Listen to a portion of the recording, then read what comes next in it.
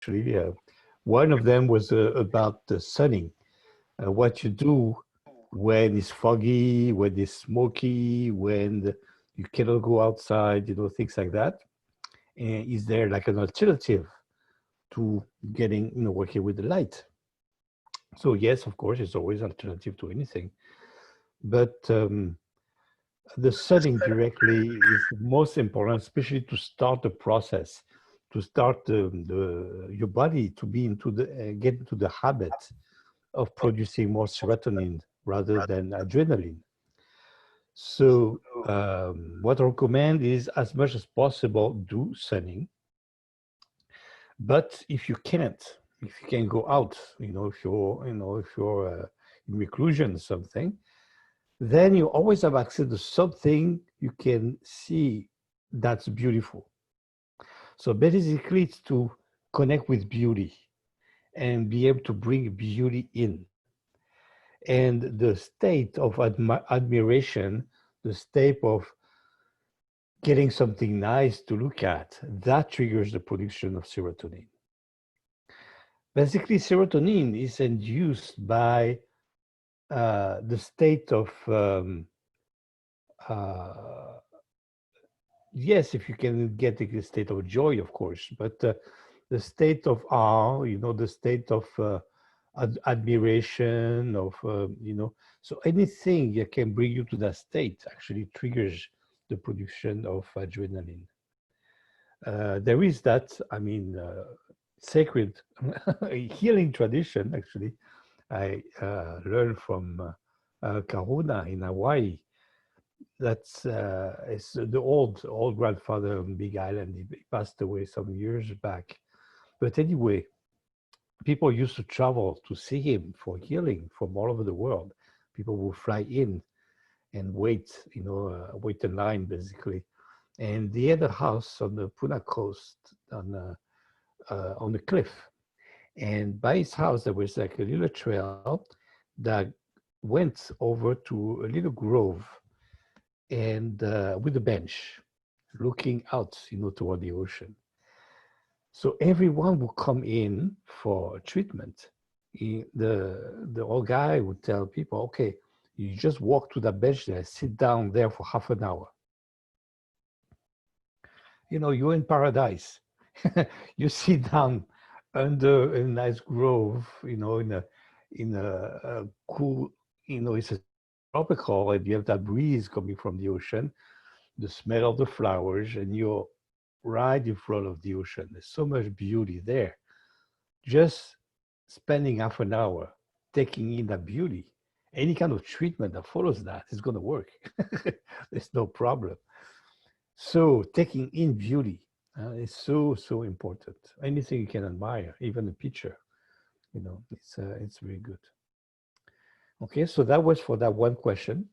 And then another question that's more technical about meditation, a question about zone of influence, working with the earth aspect of the mind. So what do I mean by zone of influence? So this for me is extremely important subject. So important question. So people, the more you understand that principle of zone of influence, the more you empower yourself in terms of sovereignty, number one, and in terms of being able to have a better control over any kind of interactions in your life. What interacts you, other people's zone influence on you, and your own personal zone influence, how it affects your surroundings and the people around you. And it's not only the people, it's the space. The whole space you're in affects you, and your present space changes it. It's a very important aspect in Taoist, old classical, traditional Taoism practice. And from there, we have that, the whole science called feng shui, and the science of organizing the space around ourselves to enhance our power or to facilitate our power. A good place, Earth, you want to establish your space around you in a way that it supports you as a person and also with what you want to do, with your activities. So you want to create the space that really helps you be who you are and do what you want to do the way you want to do it. So that's your immediate surrounding about the zone of influence, or your influence by the objects even around you and by the people that's around you, and how your presence affects those people, and how your present changes the whole resonance of the atmosphere or space you're in. So I think it was, I don't remember who asked the question. Gianni asked the first question, but this one I forgot who that was. But anyway, I hope he's present. It was Olivier. Huh? Olivier. Okay, Olivier, that was you. Okay. Yeah. So if you have more like specificity about the question, then I could answer more precisely because it's very vast, a very vast spectrum of subject, of topics that can be covered through the zone of influence. Go ahead. Yeah, because you know, when you speak about zone on influence, yes, for me, I can't imagine what I do. But maybe when I hear that you say me, you explain. Mm-hmm. I explain you. One day I Mm-hmm. wake up.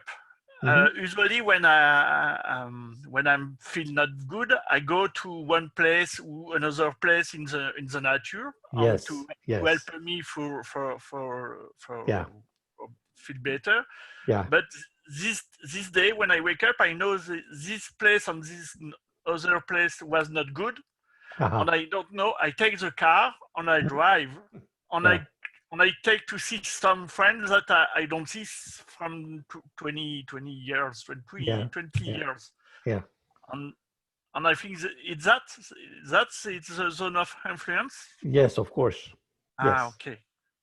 And to be able to manage your interactions around people, that's your zone of influence, but also to be aware of how the space at different places affects you. You have your favorite places that you feel like you're like kind of resourcing yourself. You know, you're giving back, more energy. So you go to your place for that, and then you go to those places, and then you don't have the same feelings. So you feel like something is missing. You need whatever is missing. You need to get it from somewhere else or for someone else. Yeah, that's very important. Okay. But again, basically, the most important part of the zone of influence is whatever creates your footprint in your environment. And basically, what you use, what you eat, what you wear, how you live, how you function, what you drive, how you move around, that affects basically your whole life. So that's that's Earth, really. That's your world. You're creating your world. You're creating your universe. Okay. Yeah. Okay. So that's a very important part. That's why for me we started that working, getting deeper into those intelligences that compose the whole mind with Earth, because it is a central intelligence. Earth, the attribute, the main attribute of Earth is to harmonize the whole life, everything that's alive around. And in life, we have cabbages, we have goats, and we have wolves, and we have hunters. So Earth is to gather everything alive, making sure that not only everything survives, but everything thrives. So Earth is made, is designed, that's the work of nature. Nature as a way to always going to have cabbages, no matter how many goats there are around. Cabbages could have to be abundant, so there's enough cabbages not only for the goats, but also for humans, for the hunters, so they don't, eat only meat, right? And then there are the goats, but also there's the wolves. So we have to have enough goats for all the wolves, but also for humans, because humans eat goats also. And then, of course, there is this interaction between the human and the wolves. So the human kill the wolves, so there's more goats for themselves. But I mean, there's all kind of interaction that happens like that. And it's nothing, again, there's no judgment there. It's about what's right, what's wrong. Just the way things are. And the way things are, only the earth power is able to harmonize the whole thing in a way that there is satisfaction everywhere. So that's for the external part of what we call earth. Now, how does that translate internally? That earth, basically, that earth intelligence is the intelligence that have to satisfy all the other intelligences, make them work together rather than against each other. So that's from the earth intelligence that we're going to bring what we call inner peace. Inner peace is not that you have to over control everyone and separate everyone so there's no war. No, that's not inner peace. That's called isolation. We're going to have peace only not because we stop war. We're going to have peace only when we start working together, supporting each other, emulating each other. And it's not about blending out everyone into one nation or one ethnic group or one culture. No.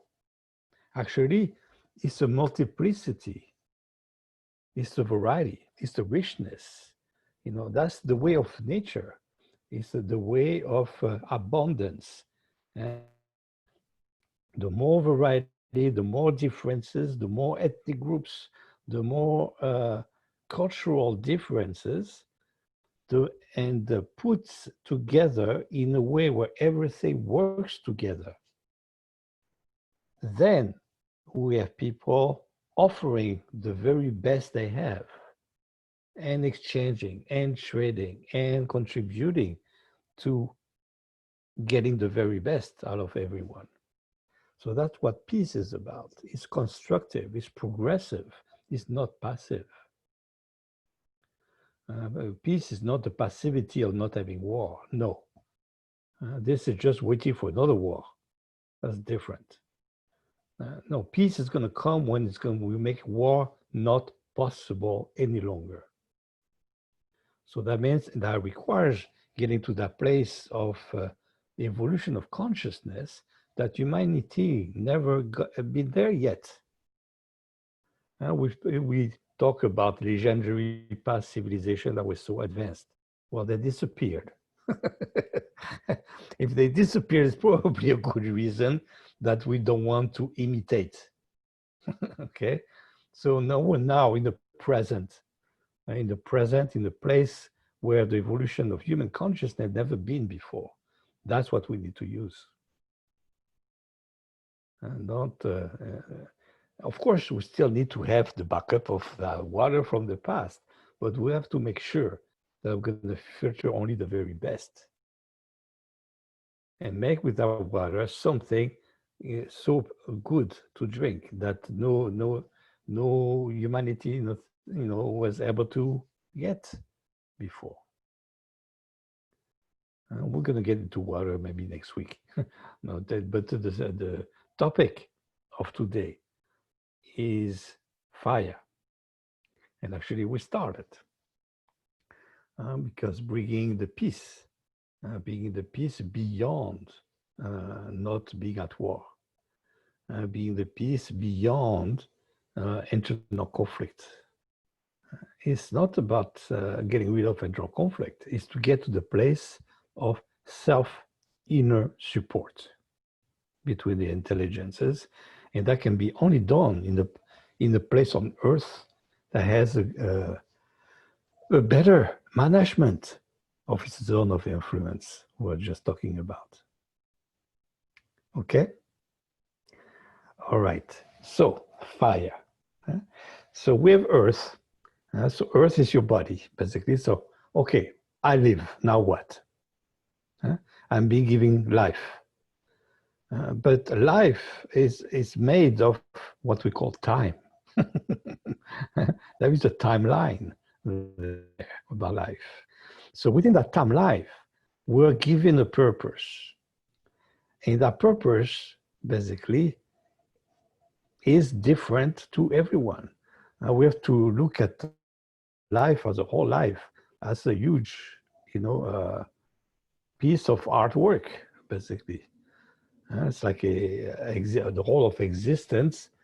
If you want to look at the human level, you put just a framing the human world. It's so intricate. It's like a three-dimensional tapestry, and every single life participate to a certain kind of stitch in there, some kind of design, some kind of beauty, in three-dimensional, because space and time. But there is a contribution of everyone in there, and everyone is driven, driven into doing what you do. So where's that drive coming from? The drive is coming from, we call attraction. What is it? To be alive, we have to be attracted into life. And there's no such thing as, by chance. There's no such thing in life. I don't know. Maybe you're not old enough to know that, but after, you lost your hair, start to lose your teeth and all that, you start to have experience of life, you know that nothing happens by chance. Everything has a purpose, and everything is work with that interaction of attraction, of the law of attraction, actually. The law of attraction is the law of fire. So that's why we call alchemical law, not chemical or physical, because it's beyond. It's about forces. It's about energy. It's about the energy, and it's about bioenergy. Bioenergy means it's the energy organized by nature. So it's intelligent, intelligence energy. So the bioenergy is attracted into life by what? What attracts life? It's the light. It's the light within the fire. That's why there's a big difference between fire with capital F and fire with just combustion. And there's a kind of combustion, which is oxidation, actually, if you know about chemistry and physics, that don't create light. Rust. Rust is a combustion, it's fire burning. It's oxidation, it's oxygen eating out, out of the higher particles. That doesn't create light. So that's why it's not fire. Fire is an alchemical principle because that's what brings the light out. That's what creates light. So in order to have light, you have to have what we call fire. So combustion doesn't create light, but the light comes out the fire. That means the principle of fire is what gives the behavior of what we call fire.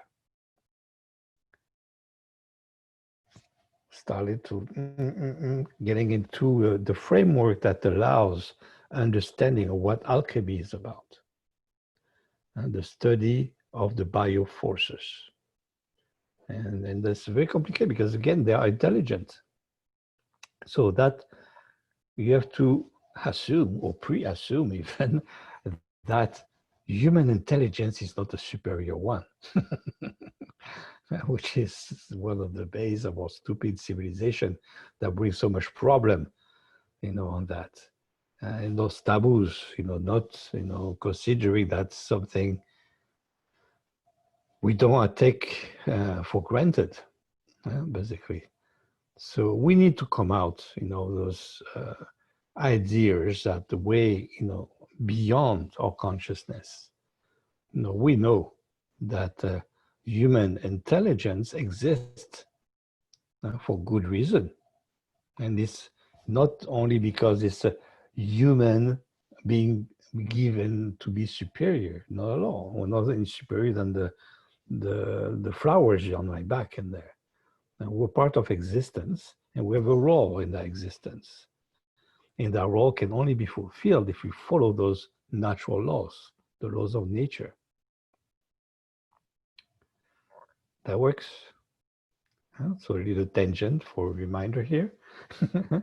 But going back to fire, fire basically is it's an absolute. It's not the fire that's an absolute, it's the light that comes out of the fire. Absolutely yang, heaven. Whoops, here it is. Last week we were talking about absolutely yin. Oops, let me come out here, almost.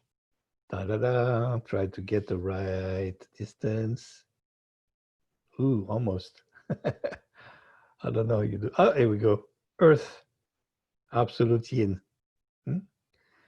So being absolute is hard for to conceptualize a system of logic in the belief system in the Western world, because we only believe in extremes.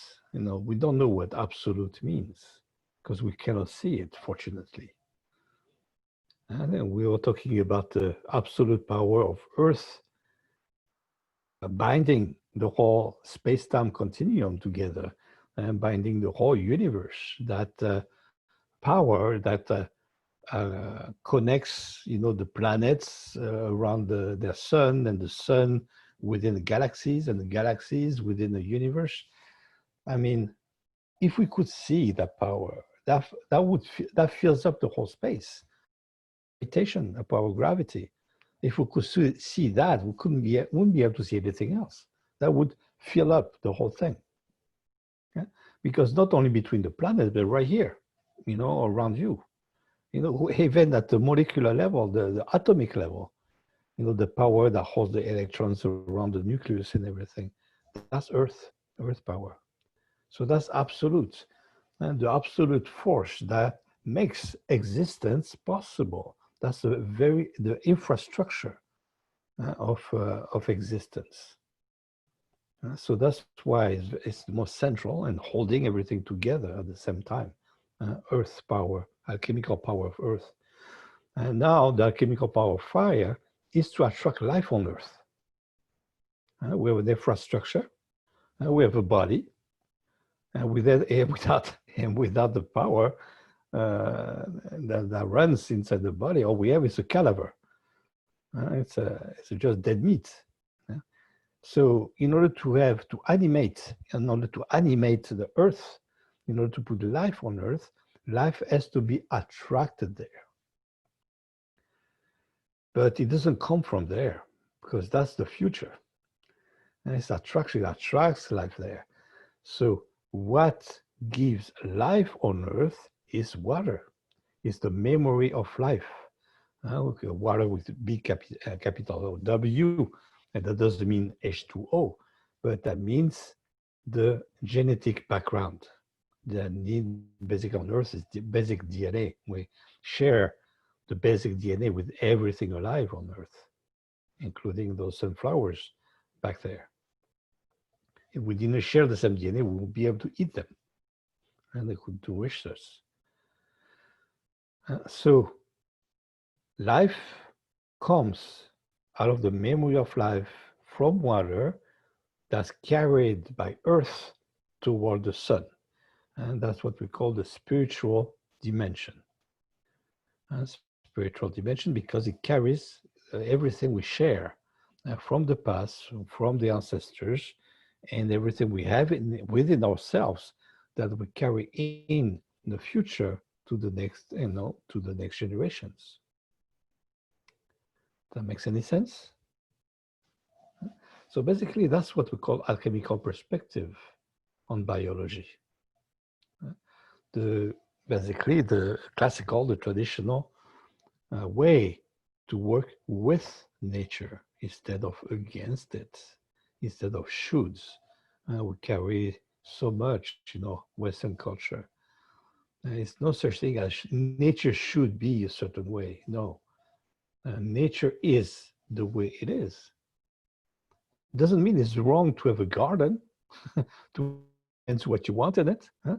But whatever you plant, you have to follow the laws of nature. And nature's so generous. It's going to follow what you want because you are attracted in making a garden a certain way. So it's not going to be artificial. It's going to be artificial only if you try to force nature into not respecting their rhythm, and how we do that usually is by changing the light. If you grow indoors, if you have a grow house, you know that. You can have crops anytime you want. You just have to make the seeds or make the plant believe that it's springtime. So you turn on the lights accordingly. You make the light basically being halfway, like the equinox time. And then it gives the information to the plants that they have to bloom and to eventually make fruit, to make seeds, stuff like that. So that's why in a grow house you can have 4 crops a year. You trick the plants in believing that it is springtime. But even tricked, the plants are going to follow the laws of nature. Okay, so basically, that's the way light is there. Light attracts life. So how does that translate at the mental level? Basically, the power of fire, that's the power we carry in our heart. That's the power we carry in our blood. That's why we carry the enthusiasm for life. The enthusiasm for being able to fulfill a desire, to be able to do what you really want in life. And doing things the way you like to do it. Because as an individual part of existence, you have to create your own particular stitch on that beautiful tapestry with your own signature. And even, you cannot make a stitch that's so crazy that doesn't fit the tapestry either. So even your individuality is made to be harmonized into it. And that's why you have a body. That's Earth. And when that body, Earth, is very similar to the body of everyone else around you. And that's the harmonization of that power of Earth. Be able to connect to a place where you're attracted, yes, maybe by the same light, but that light makes you like or love things a little bit differently. Why? Because you're a different perspective. And that's the truth about reality. Reality changes according to your perspective. So your capacity to look at the world from your own perspective is unique. So you're fulfilling a place in the universe that no one else can. It's like when we're talking about the drop of water of the ocean made of different drops of water. You cannot take a drop out and have an empty space in the ocean. So everything is next to each other. Every water molecule, every molecule is alive, circulating in there. That's what we do as human beings. If we were we are anyway, in a world of that's harmonized correctly, And once we understand it, once we're able to work with it, then we can work together as a humanity within the context of so many different perspectives. But the more perspective, the more wealth, the more richness in life, the more consciousness, the more richer the consciousness. And that's what we need to thrive for. So how we get there? It's actually quite simple. We're designed to do that. How can you fulfill a life purpose? How do you know what your life purpose is? It's very simple. This is something you have to do every day. And not only every day, every moment of that day, you have to fulfill that purpose. And this is done by doing what you want to do. And that's a very important thing. That means what? That means in order to do what you want to do, you have to stop doing what you don't like.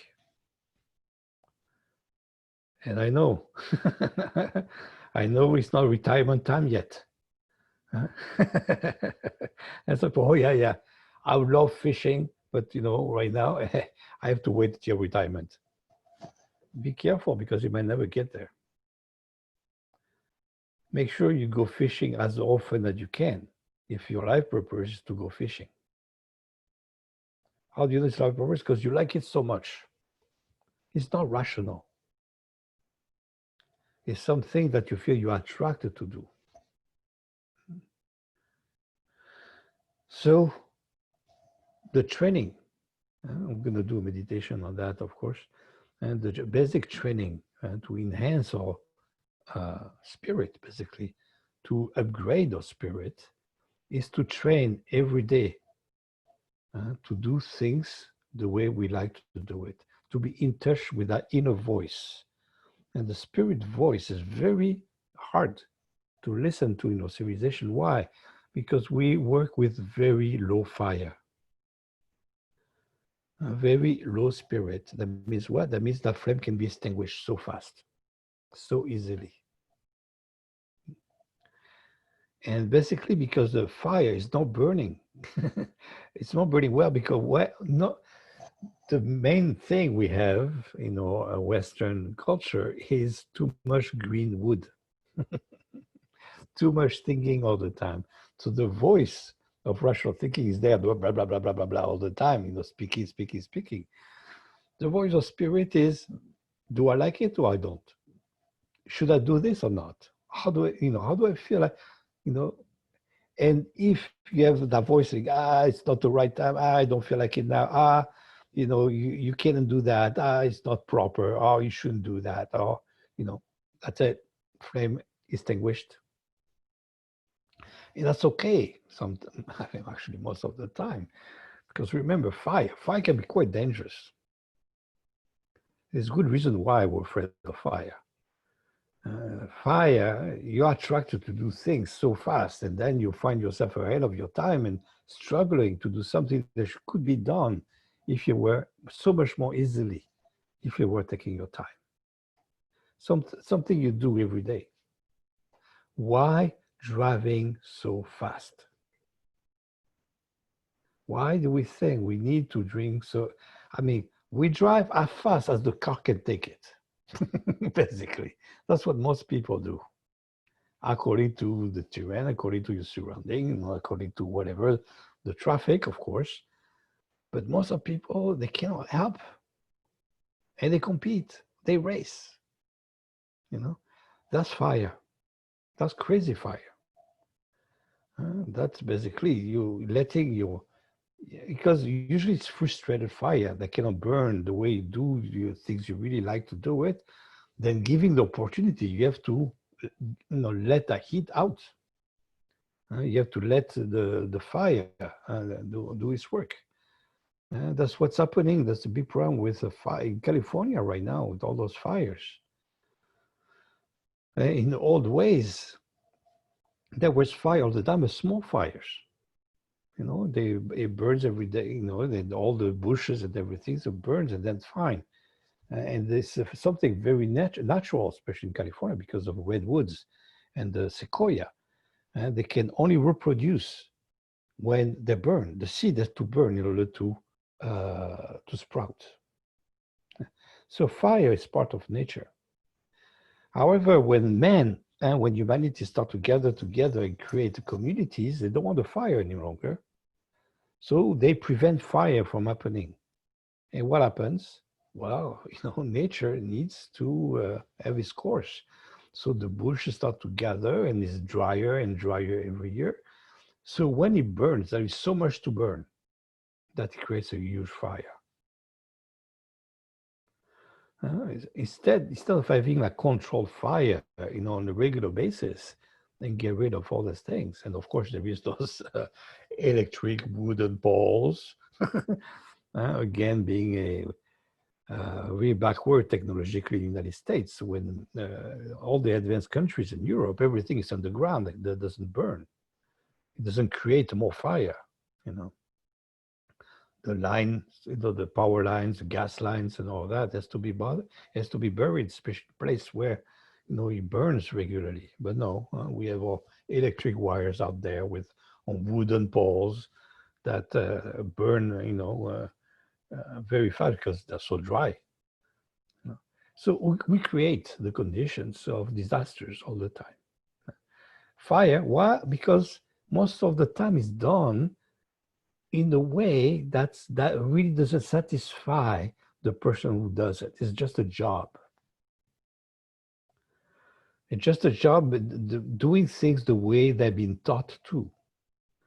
So when you've been taught to do exactly the way that someone else wants to do, well, you don't feel like doing it.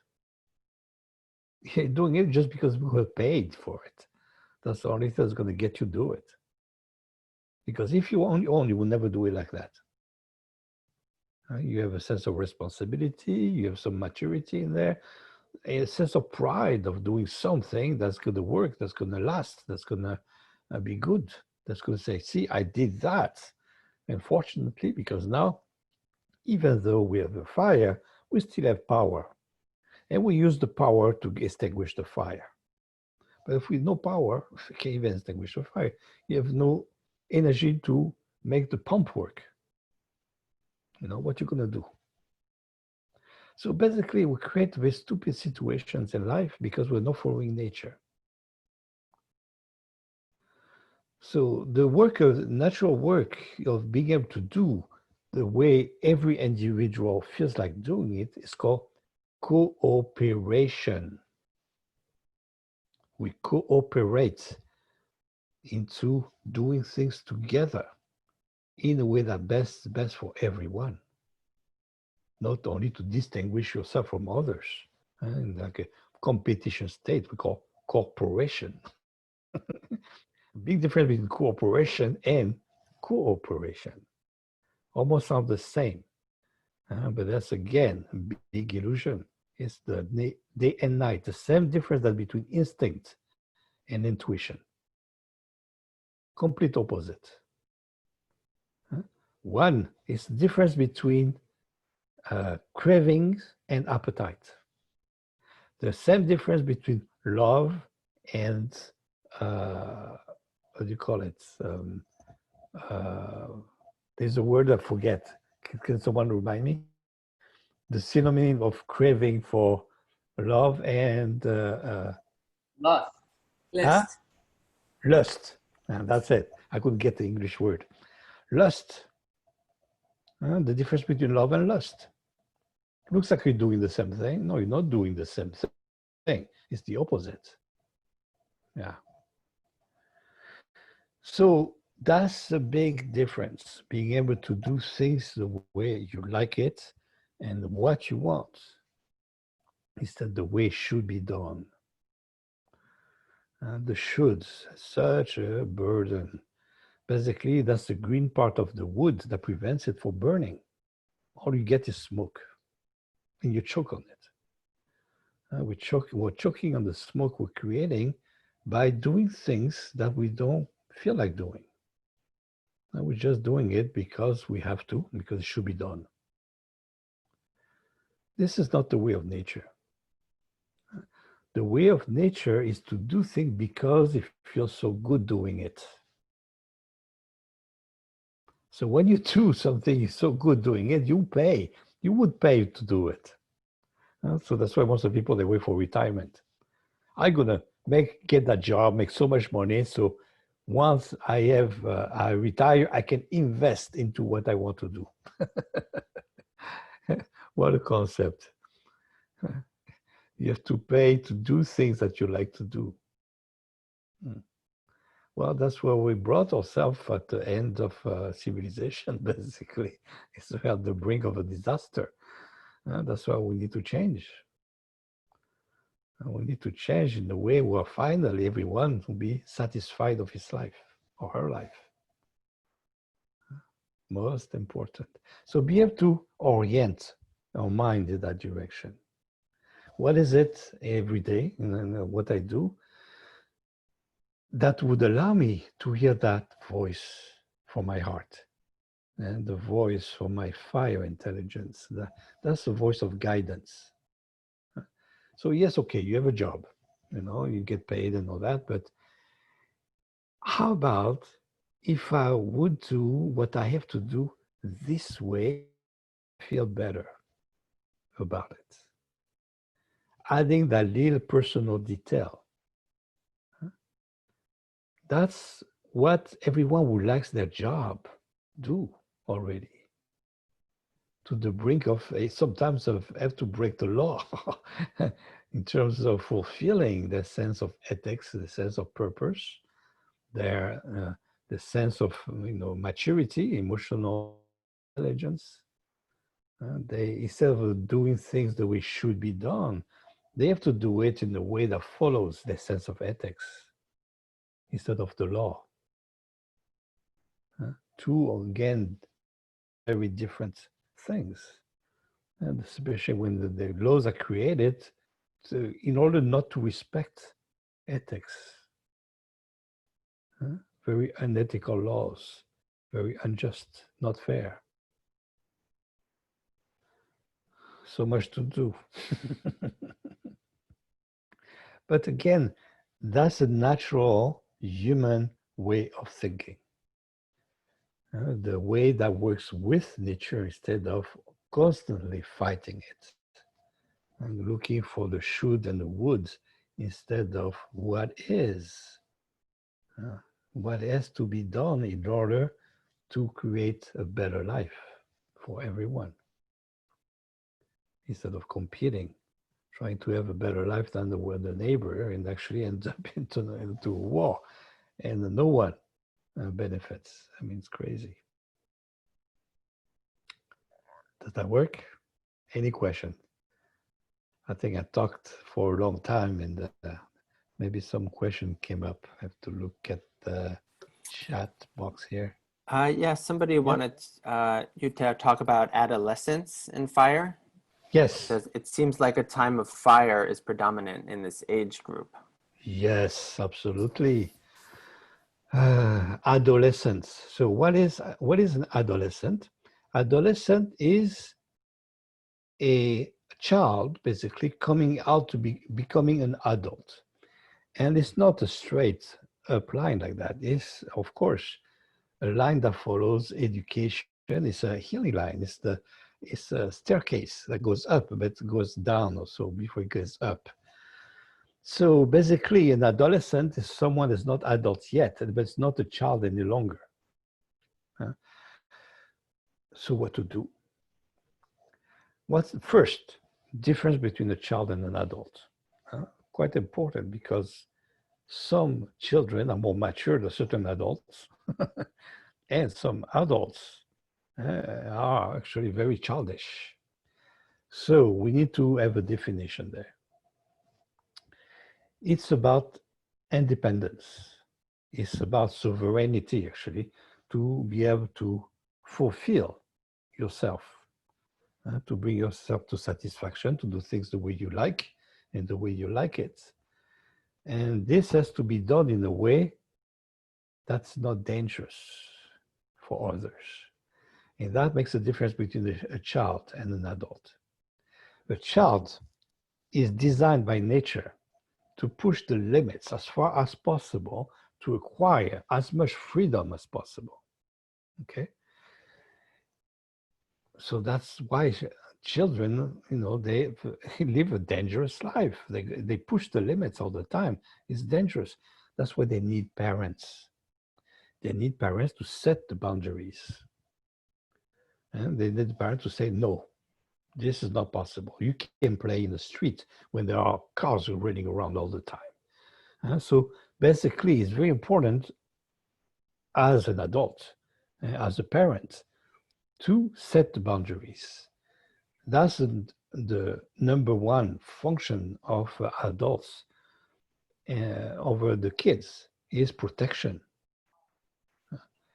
And of course, kids are going to hate it. Kids are like, oh, my mother, my father, they don't want me to do this, they don't want me to do that. That's okay. Let them complain. It's better to let them complain while they are kids than when they get to be an adult, having parents that didn't protect them because they didn't care. And they allow them to play on the street. So what? Make them freer? No. That means that's a parent that doesn't care about the life of the kids. And that they aren't going to understand as soon as they get adults. And a teenager is on that transition place of understanding what the role of an adult is, but not be able to fulfill yet. Because being driven by that law of pushing the limits as far as they can. If you have adolescents, in your as kids, you know what I'm talking about. Very difficult. They're going to be as extreme as can be. So they still need their parents to set the limits, to protect them, because they will go anyway. But you need basically to let them know that you're there for them, not against them, because they start to understand that. So that's the place, about adolescents so fiery because yes, they have that child in them they want to push the boundaries as far as possible. And that's very healthy. This is normal. This is good. And then there is the adult starting to emerge in there, looking at how unfair the world is for them. What are they inheriting? What is the support? So that's why the parental and grandparents' presence is so important. And to be able to provide the backup, to provide the security, to provide the support. It's not only physical, it's a lot of mental and emotional that's needed there. So yes, the fire in adolescence is big, but I tell you, it's not as big as a child. Children's fire even bigger, because dream state all the time. So the world of children is all make-believe. Why? Because they are on training. They are learning about life. So they are rehearsing life basically by repeating everything that's going on around. So they are in their own world. That's why they acting out something all the time. They're playing, they are make-believe, in make-believe. So that's the world of children. And when they start to move to becoming adolescent, they're still there. Big part of it is still there, make-believe.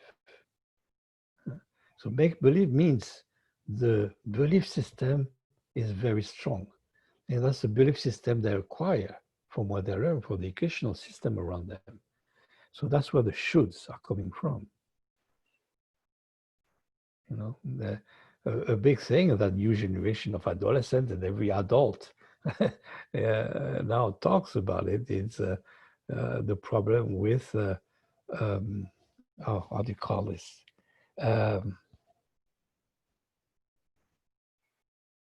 I have memory holes in my vocabulary. But anyway, the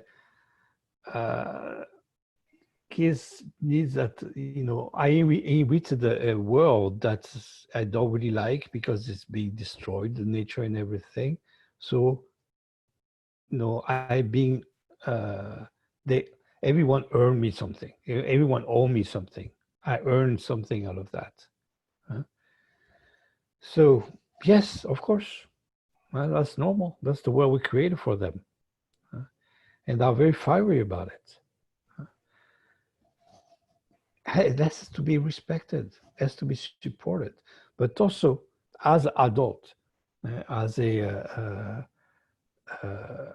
you know, having more experience and having especially more maturity in terms of emotional intelligence and communication, be able to convey from that place, from the soul place, of the personal level, that perspective we have on it. That's extremely important. They really need a support. And the big problem for adolescents right now is that they don't have, they're looking for a role model, and they don't have good ones. Yeah. Okay, so I hope somehow I answered that question about fire and adolescents here. Takes me some time, but I always take advantage to say things that wouldn't be able to come out without the question. Okay. Any other question about that? Yeah, go ahead. Yeah. Actually, some things you said, I'm not even sure I can quite formulate the question, but it got me off on a long contemplation that I've probably been Okay. contemplating most of my life, which is in terms of the way of nature doing what we feel like doing, what feels good. Mhm. Okay. I think I'm going to phrase it partly from my own memory, but part of what I contemplate is how much varying degrees of trauma, and of course what human doesn't have trauma of some sort, but can throw you off knowing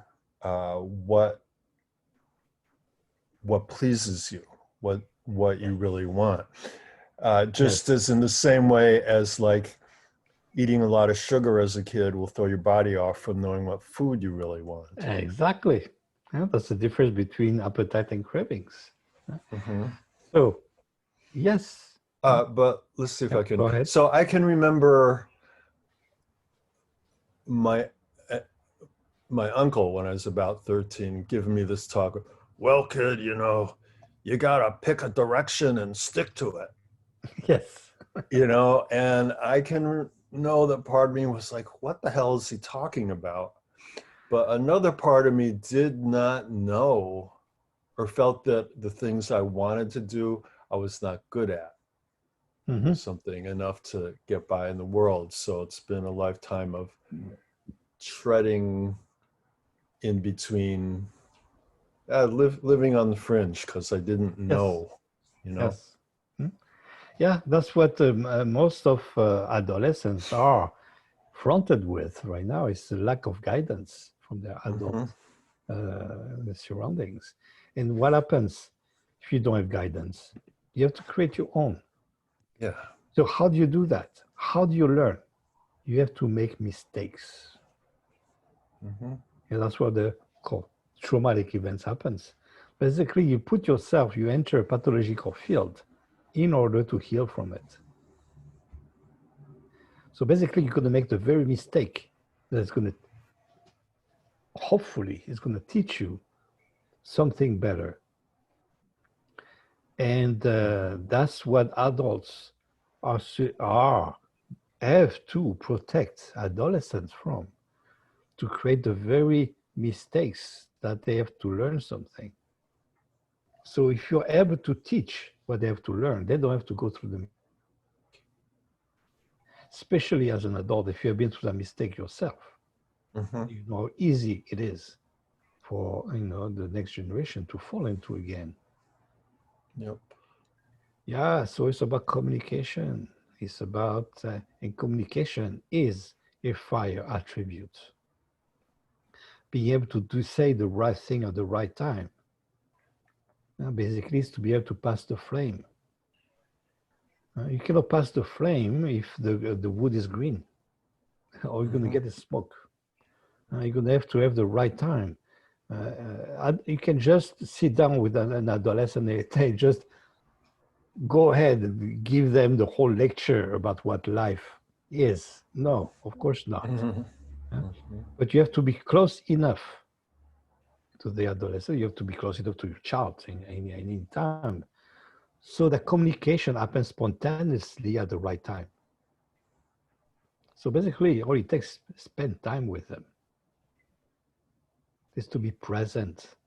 Again, that's Earth. And it's that zone of influence. The zone of influence we have as an adult on the next generation is so important. And of course, it's been neglected for so many years. People don't even know what to do. But what to do is so simple. We have to do what other people do in other civilization, in other culture. All the cultures in the world, but ours, the next generation, the children, as the most sacred, the most prized thing in the world. What do we do as a Western civilization? We put them in school that completely, underfunded, with teachers that are underpaid, basically attracting the worst, teachers possible to teach your kids. Someone intelligent enough that needs to to thrive in life is not going to accept to be paid the way teachers are paid, unless really they have a charisma about teaching, and they are supported by someone else. Because you won't be able to support yourself with a paycheck of a teacher. It's insane. Yeah. So basically, world civilization are not investing in the next generation. So that's a sign of basically of a civilization committing suicide. We have no respect for the next generation as a culture. And that's what points directly to how our Western civilization is not on the brink of disappearing. It's disappearing right now. We're doing everything we are possible to make it happen. And there's nothing wrong with that, because it's not so good civilization anyway, right?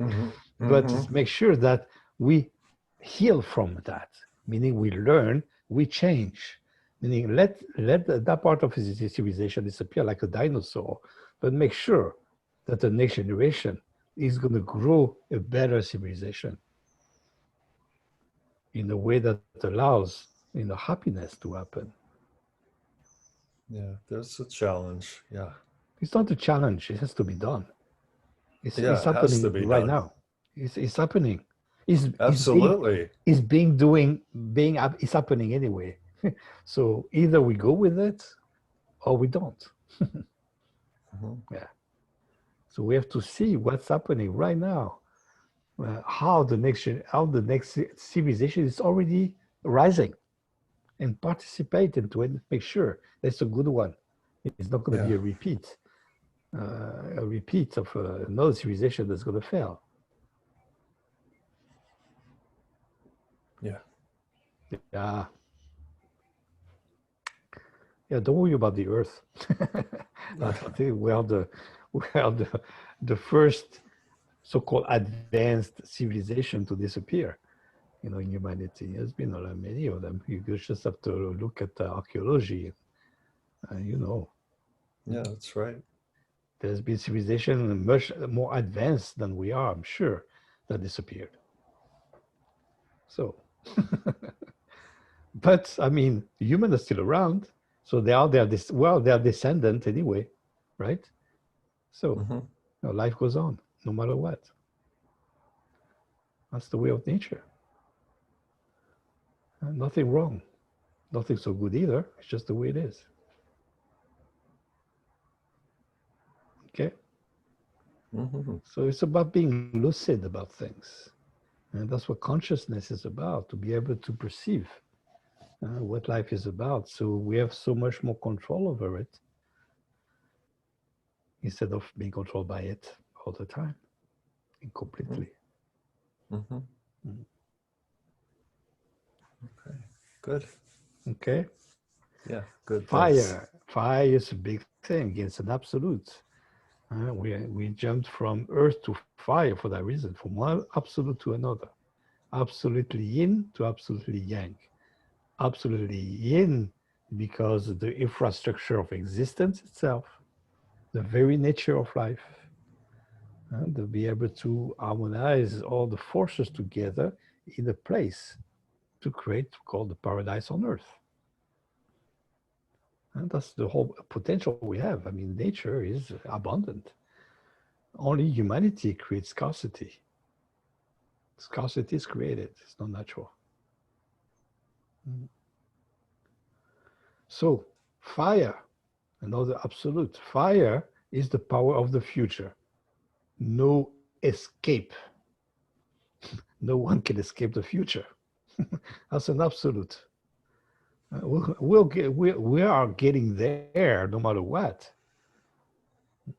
So be able to follow the nature's way of the future, meaning that that's the light, it's not darkness. So be able to create your light in your future, you have to visualize it. And that's something about the law of attraction, and that's why it's so important to do things you like every day. Maybe not everything you like, but do something every day that you like, that I really like, and be able to add a little bit every day, a little more. Because that's how you create your future. The future is made of what you do right here, right now, in the present. If you don't do something satisfying in the present that gives you some enthusiasm for life, well, that's what your future is going to be made of. Your future is the continuation of the present.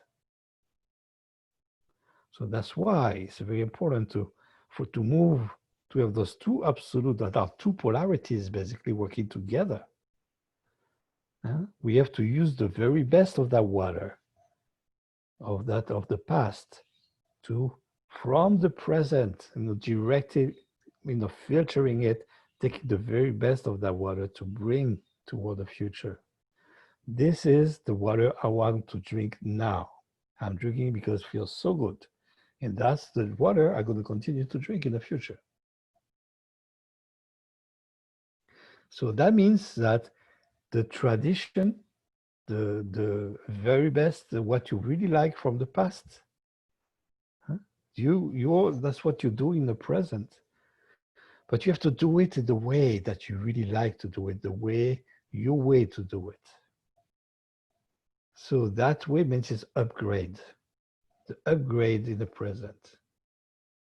That's the law that's going to keep going in the future. The future is made of upgrades. If we keep doing things that you don't like, that's a downgrade of your quality of life. And the downgrade of social, we call social laws is about progress. So social progress means that we always project the best future for the next generation. There's no such thing as social regression.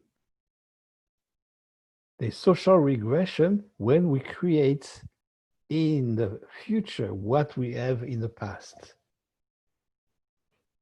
And that means that you have to recreate it in the present.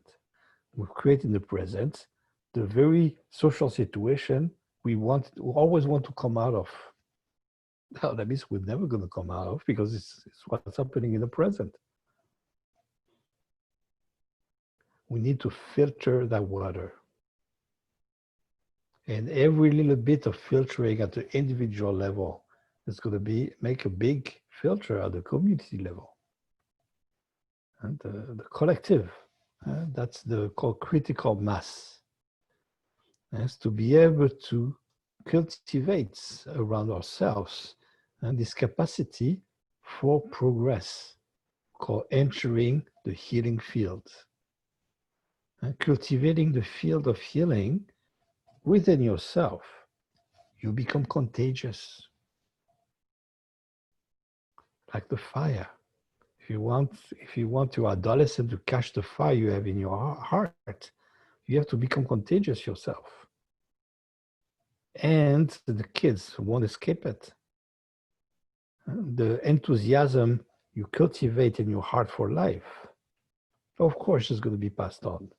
You don't have to do anything for it. They're going to catch it for you. They're going to come and get it. So that's what we need. That's what the adolescents, that's what the next generation needs the most, is from the adults right here, right now, to create the enjoyment of life. And we all know that at some point, but we have to do it from the perspective of nature, and that's sustainable, that's be able to pass on. And the way that's going to be, the sustainability about humanity is about humanity working together, not against each other. So that starts at the personal level, establishing that state of relationship we want to see in society in general. We have to establish it inside ourselves first. It's never going to happen if we don't do that. If each individual keeps internal conflicts within themselves, well, that establishes the ground for conflicts at the interrelationship level. There's no escape. And so that's why we start with earth. We start with the body. We start with personal. We start with self-cultivation. That works? Any questions about, and then we get into practice, because we're talking so much and we don't practice. That's no good. We need to spend a good time practicing, called cultivation of what we learn, integration in ourselves. Any questions about, I mean, the subject is so big, you know, I could talk days and days, you know, just about the fire.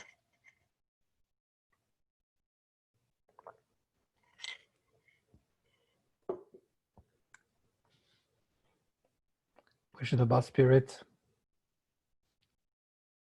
Not even about religion, about devotion. That's part of it. We need to put, keep the fire in our heart in the way that we can. And for some people, religion is a very good way to do that. But make sure you're doing right. A religion that develops the very best, opening the heart, basically. That's what most of religion is supposed to do. That's why this, and that is really coming, opening the heart, you know, really enhancing the flame in your blood, getting that enthusiasm of spiritual enthusiasm, charisma. But again, there's a difference between appetite and cravings, difference between love and lust, difference between fanaticism and spirituality. It could be actually the highest spiritual people I've seen are not religious. I could have a very high spirit without religion. But you can use religion to enhance your spirit, and many people do that. So it's very, again, the key word is respect. You have to respect the person for who they are, not the religion, not the philosophy or whatever. No, that's it's irrelevant. It's the same religion, the same philosophy can bring people to different lives. Can make one complete criminal when the other one high spiritual. Yeah, that's called perversion. That's called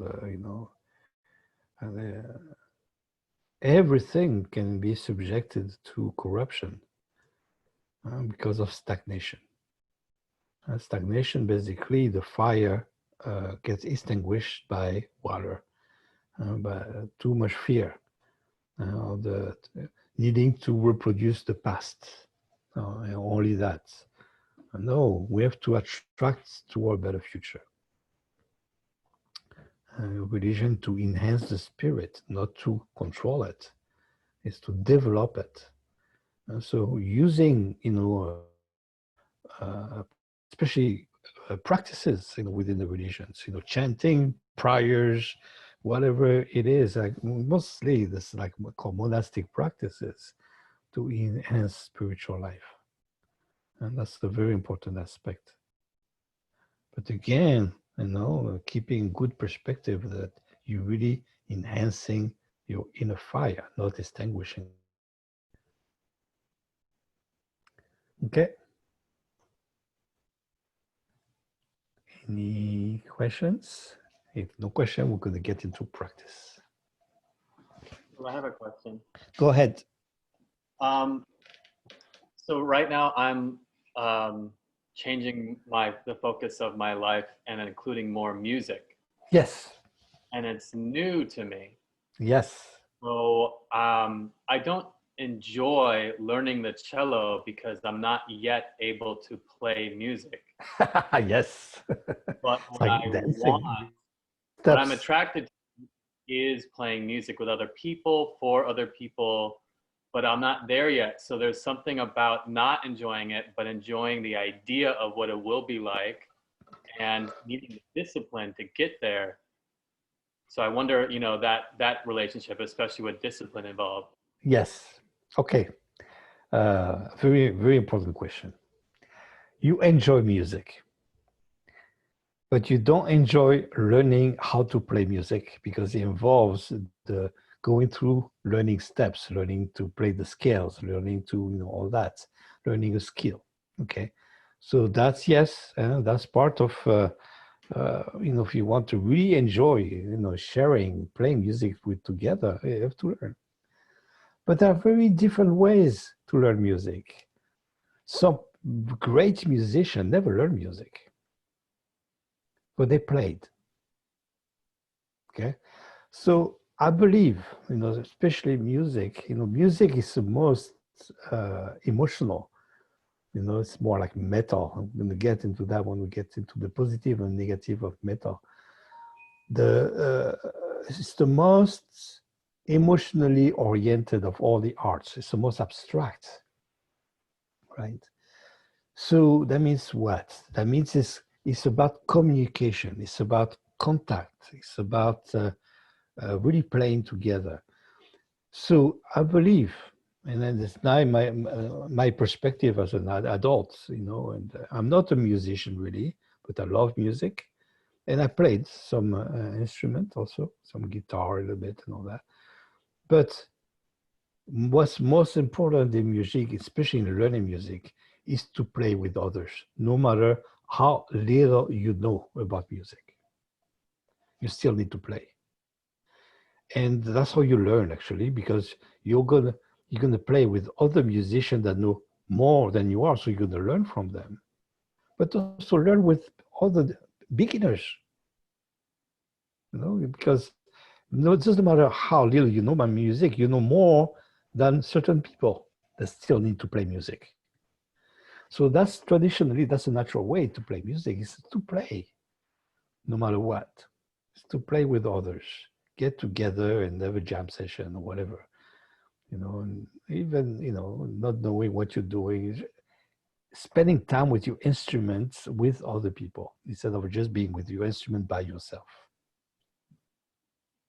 So that's what I recommend.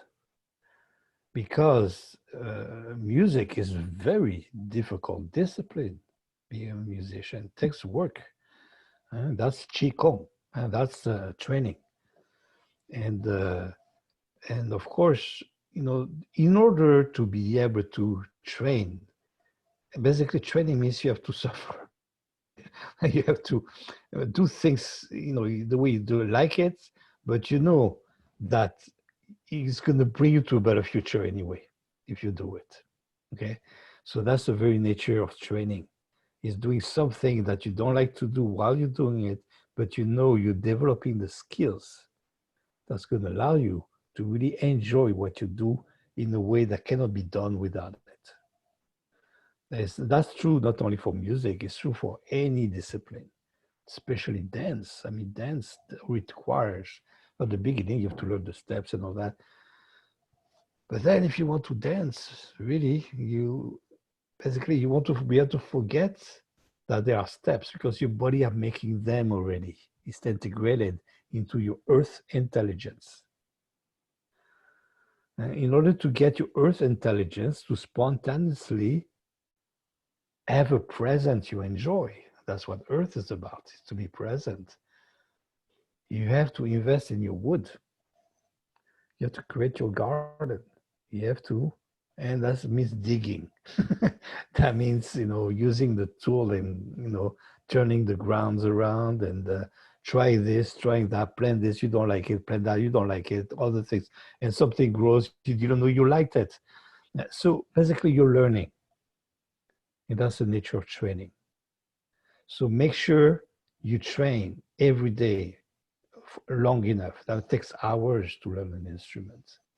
You don't learn playing an instrument just by going to classes.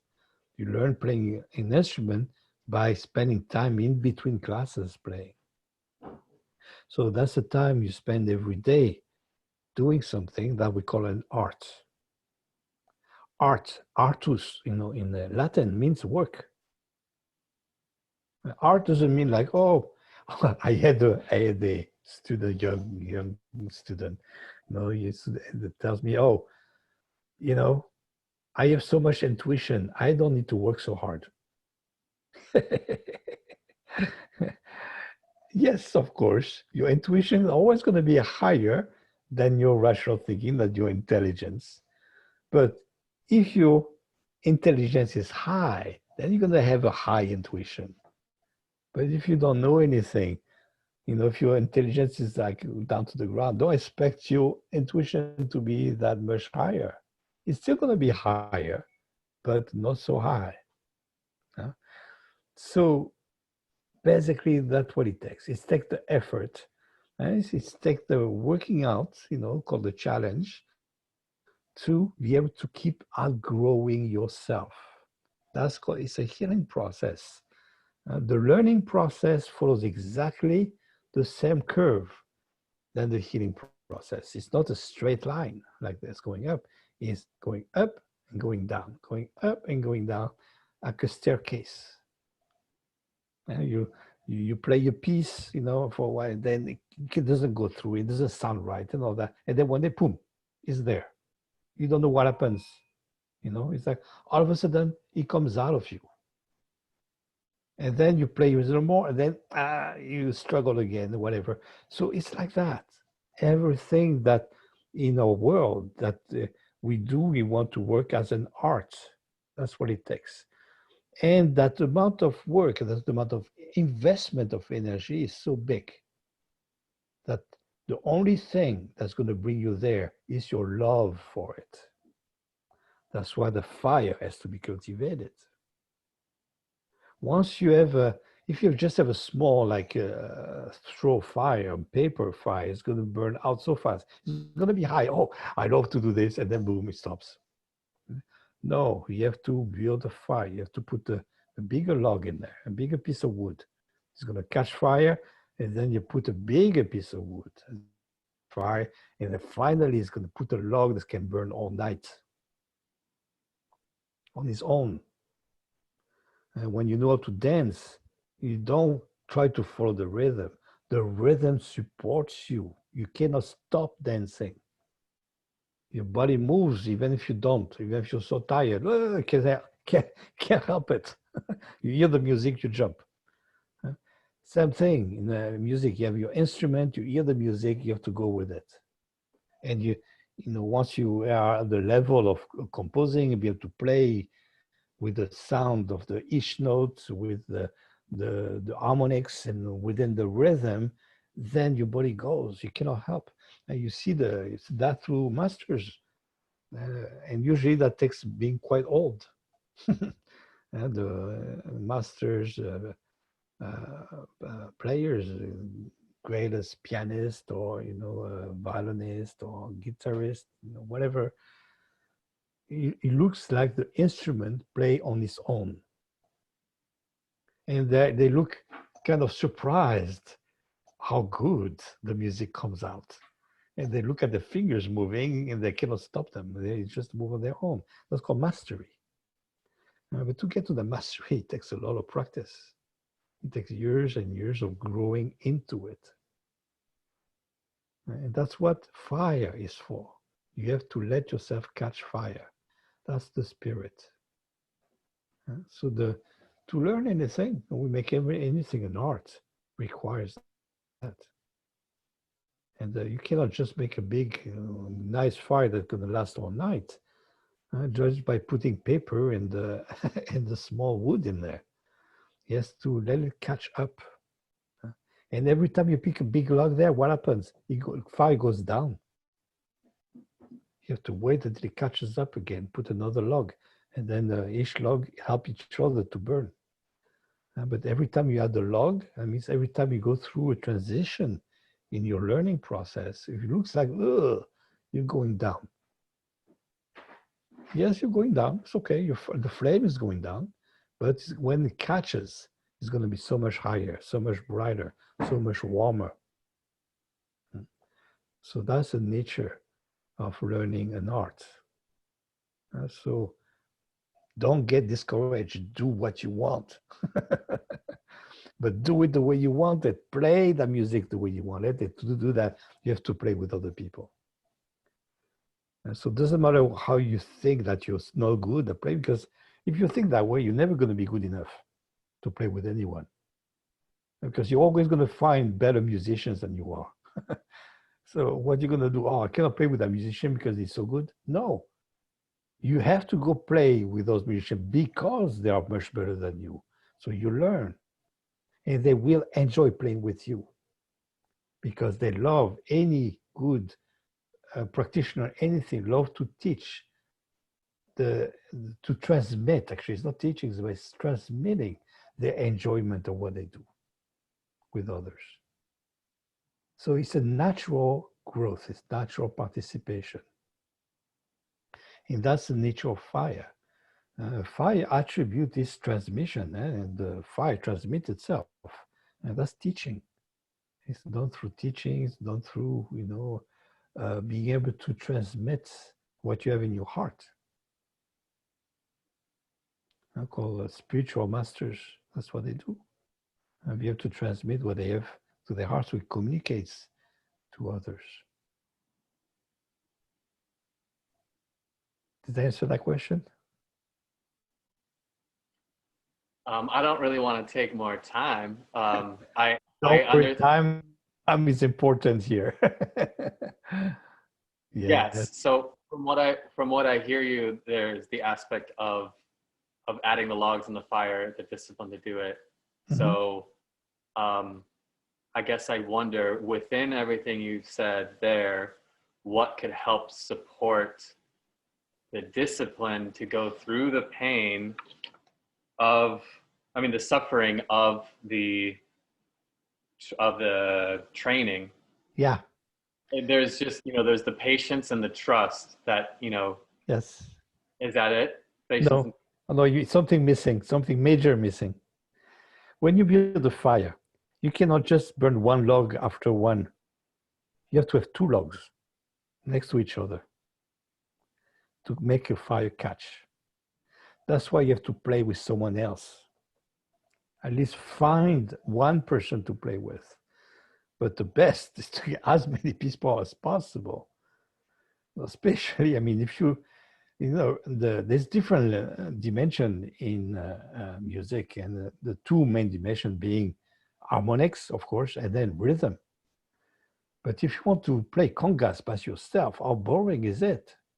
You need to play with drums, so you have to have someone else to play with. So same thing with any instrument, any music you come out of, you have to put a rhythm in there. And if you don't have a partner to play with, you lose that rhythm. And then you get a ding, ding, ding, ding, ding, ding, the metronome. That's not, rhythm is not natural enough. It doesn't give you the support that you need. I have a good musician here that can add for maybe a grain of salt here that I bury my screen. Here's Jack. Jack, I'm sure you have something to say about this. Well, thank you for asking. Actually, I do. The beginning is a rough road when the instrument is. It's a way to look at it. You're still at the phase where the instrument is playing you. Okay. Yes. The diligence will be the reward when you suddenly occurs to you, and it could be a little tiny glimpse that you're playing your instrument. Yeah.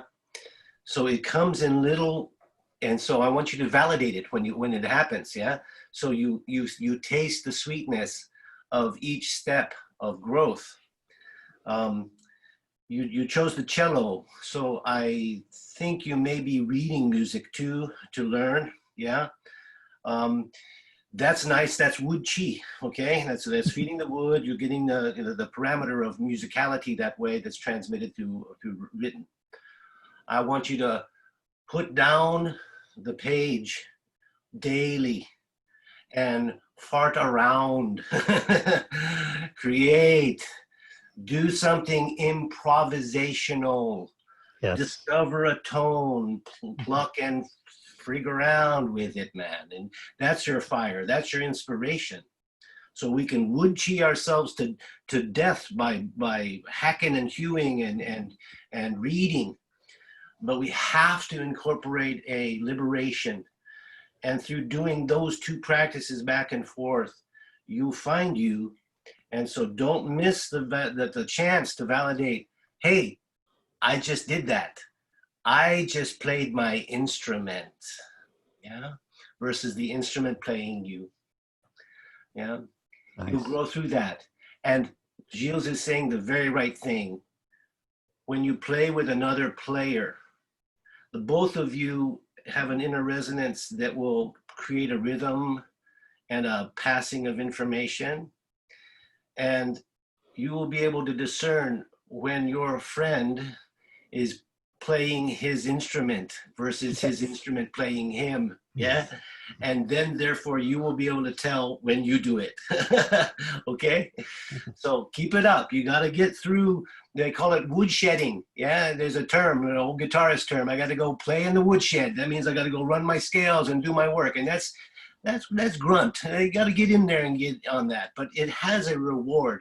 So don't miss it. Taste it when it, recognize it when it happens. That's the joy. You'll be able to go forward. Keep going, man. It's good that you do. Nice. Yeah.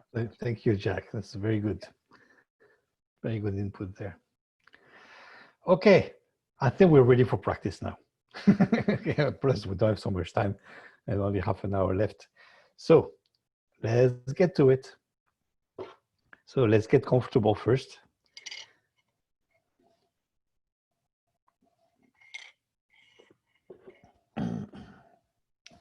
Sinking as you inhale. And pushing yourself comfortably to the ground as you exhale, making yourself comfortable, adjusting the pillows. There we go. It's connecting with Earth always. I am here, I'm present. And look around you, make yourself present. What's going on around you, where you are, what is. And you're putting yourself, within that frame of space-time. We're on the last half hour of that class. And you know what you're gonna have to do next, what you did before. And expand your Earth again, and connecting with the surrounding, how the surrounding affects you. And be aware of your presence, how that your presence affects your surroundings.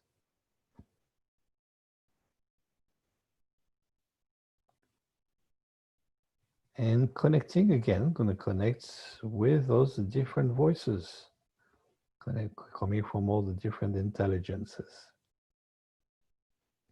And the voice of things of habit coming from your back, from the water, from the past. That's what I'm used to. That's what I like. That's what's familiar. And coming to the surface. So that's what I really like in the present. So that's what I want to keep. But you know what? I want even to make it better. So you start to connect with the way, your way to do things. So paying attention to that spiritual voice within yourself called the intuition. That's something that needs developing, needs support. The intuition that tells you something without so-called good reason. You know why? Because that reason we cannot perceive because it's not in the present. It's a voice coming from the future already. Yeah, and there is a whole discipline, you know, in the old tradition that connects with the future. And we know, we know the future already without knowing it. You know what your past, you know what you're going to do tomorrow, what you're going to do next week. You made plans already, maybe for next year, for all the things. So we predict the future in a lot of ways, in many ways. So those predictions for the future is made a lot of wood, on the calculation, you know, thinking, preparation. But make sure we add the fire in there. Make sure that the wood catches fire. And we put things, yes, I'm preparing my vacations. So make sure that within that vacation, it's not going to be just running around, going here and there. It's taking the time to enjoy something you like to do. Anything you prepare for the future, tomorrow I have to do this, I have to do that. Make sure you add that little dimension in there that's going to make you enjoy it. And it's sometimes a little detail. I need to get to there in time. So you know what? I'm going to get up a little earlier so I can enjoy my coffee. I don't have to run with my coffee in my hand. And I don't have to drive fast. I would enjoy driving to work so much more if I drive maybe 5 miles per hour slower. It's okay. I mean, there's all kind of little details like that we can add, you know, to enjoy life. And sometimes we caught in traffic. You don't go fast enough. So you go early and you put some music on. Or put like a book, an audio book, or you learn something. So during the time you are, instead of being impatient and getting like bathing in stress in traffic, you create the atmosphere that allows you to enjoy life, basically, no matter what. So that basically requires a attitude, a change of attitude. I want to be able to enjoy my life. So if I have to be stuck in traffic, make sure I do something I like in there. And your intuition is going to tell you what you want to do. For some people, it's going to pay, music, but what kind of music? The music you like. And that music is going to change every day. It's okay. Some people, they just want to learn something, or they just want to pass time. So a book, what book? So many kind of books. Choose one, and it's going to be different every day. Other people, they want to learn something. They're into languages, so they play language tapes, language recordings. During the. Well, okay, fine. I mean, so many things you can do, especially now. We're on the age of communication as fire. The age of fire, the age of meaningful communication. And so people are stuck on traffic, they take advantage to call people they want to talk to. Many people do that. Then make sure you have a significant conversation. There's something that's as good for you. So be able to connect with that kind of attitude within yourself. Your presence has an influence around you, and you want to extend something like a little flame in there, a little spark, something that gives more light to life. And to have that perspective always of the reward at the end. So whatever you do, you know that you're going to have a reward. And the rewards, you start now because you're just thinking about it makes you feel good. So you're projecting and you're attracting it. So about the law of attraction, we make sure that you always connect with what you want and the way you want it. Because your attention is your energy. Your mental energy is going to attract whatever energy you put in. So if your mind is, you're listening to the news, you're getting upset and all that, that's how you create a bad future. Don't think about what you don't want because you're going to attract it. Connect, put your mind into what makes your life more enjoyable and attract it. So put yourself in a condition where you feel a zone of influence and see the brightness of a better future in front of you. Done, established with doing things your way.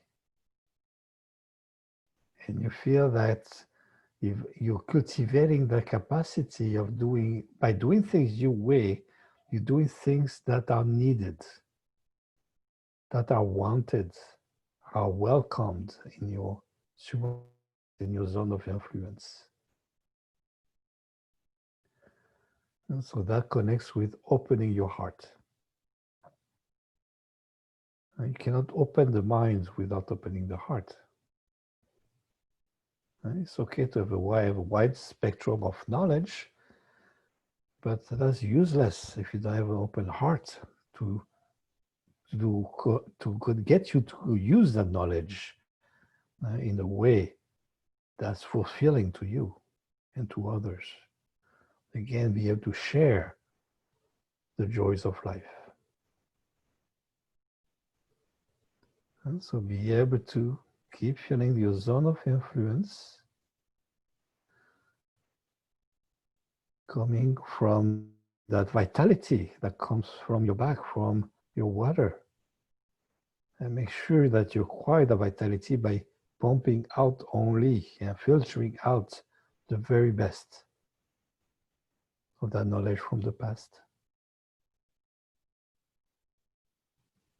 So you add in the present your way to do things, the way you like things.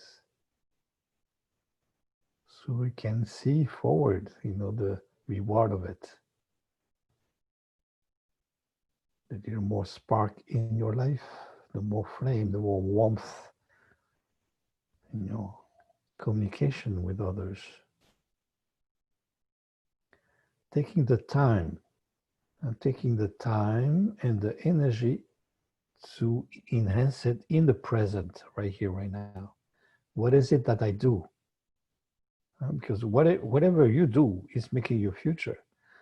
So making sure that what is it that I do, that I can do in order to enhance the quality of my future. Right here, right now. Start with your body. I can breathe a little fuller. I can relax a little more. I can take more time. I can just slow down. I can be more present. I can connect with things that I enjoy connecting with. Taking the perspective, the best perspective on things. Everyone I know, there's a good side, there's so not so good sides. So connect with the best side of the people you're in relationship with and work with that. And because you know that the negative aspect will bring the worst out of yourself. So creating a bad relationship for the future.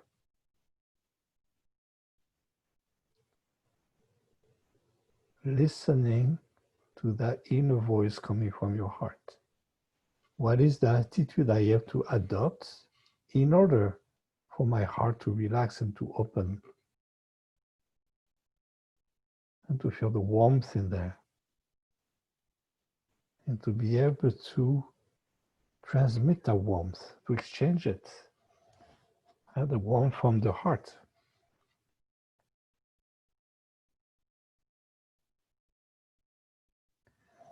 So keep being in touch with that spiritual dimension. We're just going to stay on for that meditation on that axis. Next week, we're going to start working with the soul axis.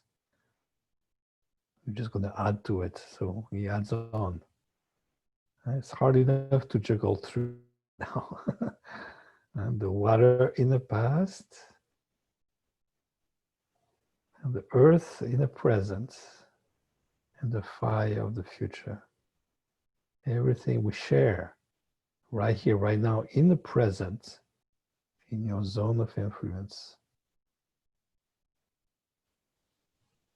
The vitality that's coming from the memory of life in your back, that transmission of life that has always been going on for eternity in the past and going toward the eternity of the future, toward the light, from the darkness of the depth of water to the brightness of the sun.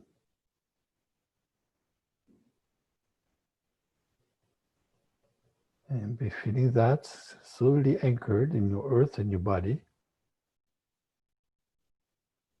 within your earth intelligence, managing the very best from the past to adapt to your present, so it is done this way, your way, the way you like the most, so you can share it in the future.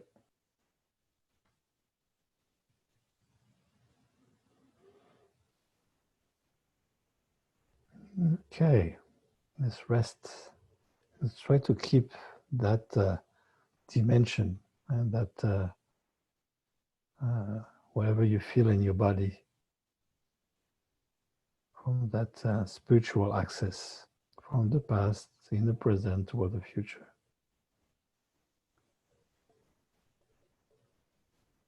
And that's the most positive aspect of a spirit.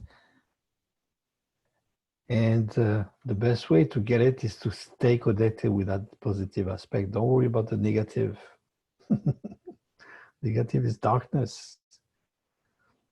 It's things that you don't like, things that you don't appreciate, things that stop the enthusiasm for life. If you start to get into there's no way out, you're falling back into water. That extinguishes your fire. So good practice with spiritual practice is connect with the positive. Connect with what brings optimism in your life. That cultivate the looking forward to the future, because you're contributing to a better one. So that even a little contribution can make the future so much brighter, so much warmer, so much nicer. And there is some little details you can do every day, in everything we do.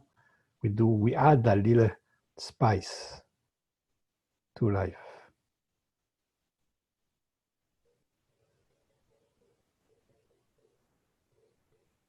Okay, let me see what we're doing with time. Yeah, we just have a few minutes left. So I'm going to take the last questions. I have a question. You were talking about sharing the fire from the heart. Yes. Normally fire is belly, solar plexus, or it's referred to. We're talking about Chinese medicine here. We're doing the fire, and also Ayurvedic, and the Igni, the fire, digestive fire, the fire of energy, the fire that gives you vitality, the burners that gives you the heat in your body, that gives you life. That heat, that life is part of the spiritual axis that comes all the way from water. It's actually hot water. In Chinese medicine, we call kidney fire. In Ayurvedic, it's digestive fire in the belly. And the hara is the fire we develop that gives you vitality and that keeps us your stove, your inner stove. That's basically we call the survival fire. Survival fire in anatomy, in conventional, biology, is actually coming from adrenals. In Chinese, traditional Chinese medicine, they call the left kidney, or they call it the whatever, the yin, kidney yang. And that's basically the endocrine part of water, which is the adrenals. And it's the endocrine fire. So, yeah, so that's fire in the belly. But you have cardiovascular fire and endocrine fire. You have the fire that gives you the heartbeat, the circulation of the blood. And then you have the fire that attracts the heartbeat, that attracts the fire in your belly. That's what gives you, that's the enthusiasm you have for life. Without enthusiasm for life, you have a cold belly. Yeah. So again, in order to be alive, you have to be attracted by it. So that's the light. Yeah. It's not only the heat. It's not only combustion. Because again, rust is combustion, but you don't get far with rust. You don't get attracted either. Yeah, oxidation. So good question. So the fire from the belly is the vitality you cultivate from filtering out the very best of your water. In the tradition, that's what we do in the fusion, and we put the water above the fire in order to steam, in order to get that vitality out of the chemical process. We put water to boil. That's a fire we use. But again, to get the fire, you have to be attracted, so you have to have the heart. Cardiovascular fire and endocrine fire, both. There's so much, in every elemental force. I can talk and talk forever, but very important to connect with the mental aspect. The mental aspect of the fire from the belly is the fire that keeps you alive every day. So that's the called survival level. But the fire from the heart is the fire that gives you the little upgrades of quality of life, the humanity, the warmth of your spirit, the attraction toward life, the enthusiasm for life. Yes. So that's you find also in the endocrine system, of course. You have all the different endocrine glands in there, and that's what motivates your heart. So that's why it's both fire. They work, they are not independent, and they work together. Does that answer your question? Very good. Okay, a few more minutes. More questions about anything else, actually, because there is all the interactions, with fire that eventually we're going to get to when we get to all the different forces. But again, right now, we're cultivating the capacity to connect, and eventually we're going to be able to cultivate. Daniel, did you want to speak? I don't know if we can hear you. Can't hear you. We can't hear you, but you're not on mute. Okay, there's some technical thing. I'm looking at the thing there. Part of light. Okay, there is a good question about light and darkness. So the question is, is a seller point, but I find darkness a part of light, not negative. The actual negativity is projection of wood. Okay. Yes. If there is no darkness, there is no light. Right? In order to distinguish the light, it has to be distinguished from darkness. So darkness and light have to work together. When you get, you see the light coming from the sun on the earth or on the moon, you see the photons basically reflecting, but you don't see the light in between. So you need the darkness in there to carry the light. The darkness carries the mystery. The mystery how light is transmitted from the sun to the earth. It takes 8 minutes. It's a long time. Photons don't travel very fast at the cosmic level. And 8 minutes, if you put the earth the size of an orange, the moon will be the size of like a plum, nice size plum, about 12 feet away from the orange, right? And the sun will be about what?